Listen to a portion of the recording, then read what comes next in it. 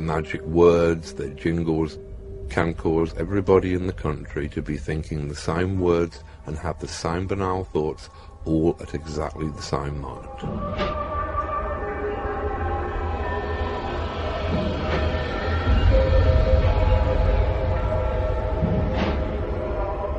In all of magic, there is an incredibly large linguistic component.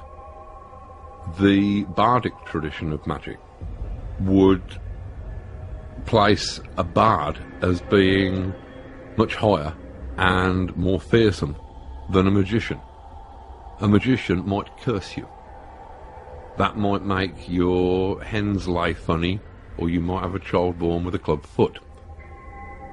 If a bard were to place not a curse upon you, but a satire, then that could destroy you.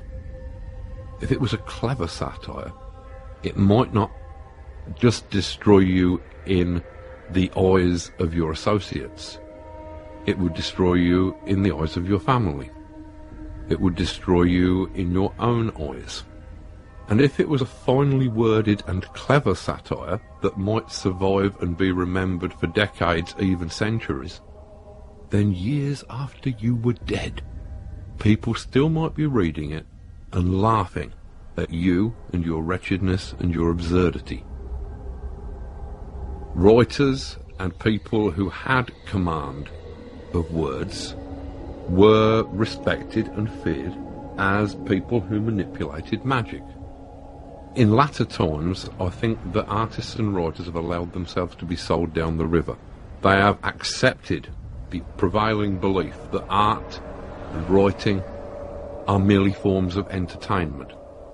They're not seen as transformative forces that can change a human being, that can change a society. They are seen as simple entertainment, things with which we can fill 20 minutes, half an hour while we're waiting to die. It is not the job of artists to give the audience what the audience want. If the audience knew what they needed, then they wouldn't be the audience. They would be the artists. It is the job of artists to give the audience what they need.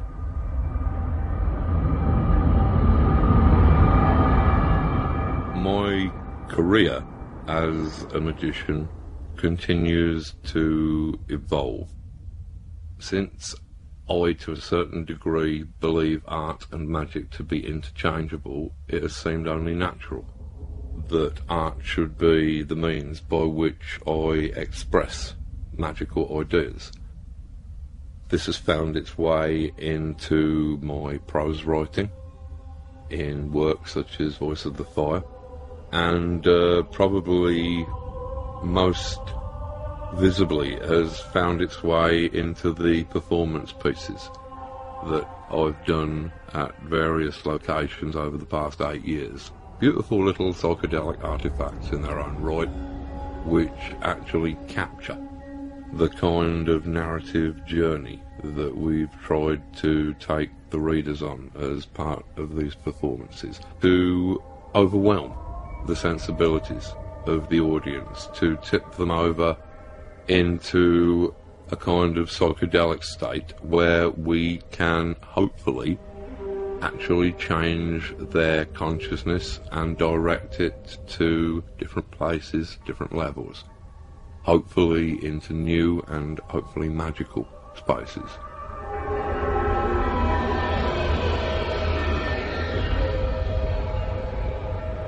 When we are doing the will of our true self, we are inevitably doing the will of the universe. In magic, these are seen as indistinguishable. That every human soul is in fact one human soul. It is the soul of the universe itself, and as long as you are doing the will of the universe, then it is impossible to do anything wrong. Murder is something which is intricately connected with society in a number of ways. And with From Hell, what we wanted to do was not so much to create a whodunit as to create something which asked what happened, where we could trace all of these complex threads from the heart of the murder and see what kind of areas they led us into. Areas of history, occultism, mythology, architecture, social considerations. All of these played a part upon shaping the world that the crimes happened in. And it seemed to me to be important to investigate all of those possibilities, to try and create a map of this event that included all of those strange foreign areas that aren't generally included when one considers a murder. I was not concerned with who done it. I was concerned with what happened. I was concerned with the why done it aspects of the thing. The one place in which gods and demons inarguably exist is in the human mind, where they are real in all their grandeur and monstrosity. Much of magic, as I understand it, in the Western occult tradition, is the search for the self with a capital S. This is understood as being the great work, as being the gold that alchemists sought, as being the will, the soul, the thing that we have inside us that is behind the intellect, the body, the dreams. The inner dynamo of us, if you like. Now, this is the single most important thing that we can ever attain, the knowledge of our own self. And yet there are a frightening amount of people who seem to have the urge not just to ignore the self, but actually seem to have the urge to obliterate themselves.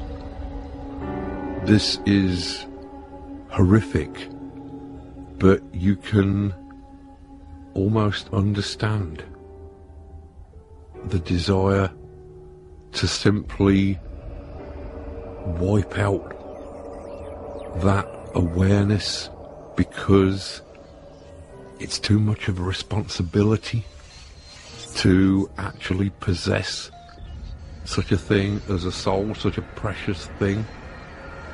What if you break it? What if you lose it? Mightn't it be best to anaesthetize it, to deaden it, to destroy it, to not have to live with the pain of struggling towards it and trying to keep it pure?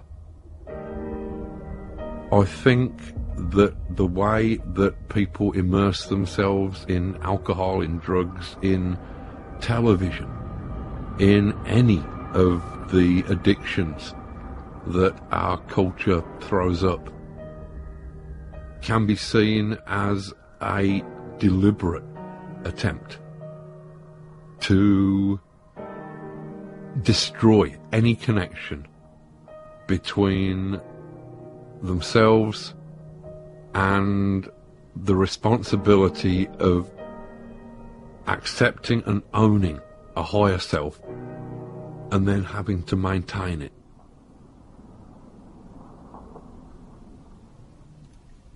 Back when I was doing Swamp Thing, which was ostensibly a horror comic, I found that it wasn't really effective to just sort of swamp the readers in horror every issue.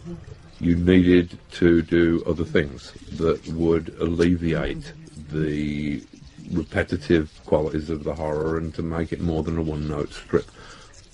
I decided that what might be useful was to try and link up the elements of fantasy horror from our imaginations, werewolves, vampires, zombies and the like, with real-life horrors.